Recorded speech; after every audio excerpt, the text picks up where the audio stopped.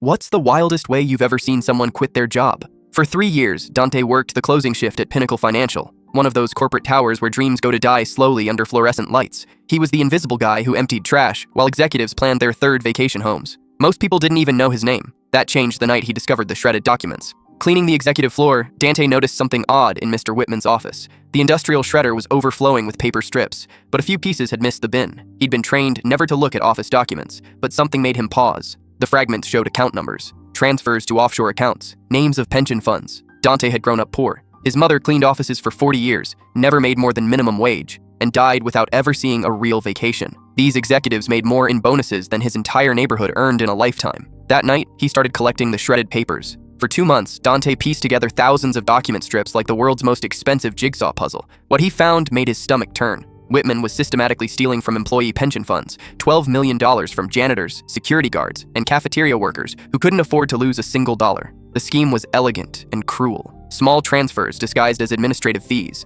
They'd stolen money from people who mopped their floors and served their lunches. Dante knew he could report it. But these men had armies of lawyers. A janitor's word against theirs? He'd disappear into the system, another poor guy who got crushed. So he planned something better. Whitman was hosting the annual shareholder meeting. 200 investors, local media, and board members would be there. Dante volunteered to work that event, invisible as always. What they didn't know was that Dante had studied electronics in community college before his mother got sick. He'd spent weeks modifying the presentation system. The meeting started normally. Whitman took the stage in his expensive suit, talking about record profits and fiscal responsibility. Behind him, the projector displayed polished slides about company values and ethical leadership. Then Dante pressed a button on his phone. The screen changed. Instead of profit charts, the audience saw bank statements, email chains discussing how to restructure pension obligations. Whitman's own handwriting, calculating how much they could steal before anyone noticed. Whitman spun around, confused. He frantically clicked his remote, but nothing happened. The slides kept advancing, showing more evidence. Audio recordings played through the sound system. Conversations between executives laughing about cleaning out the retirement funds.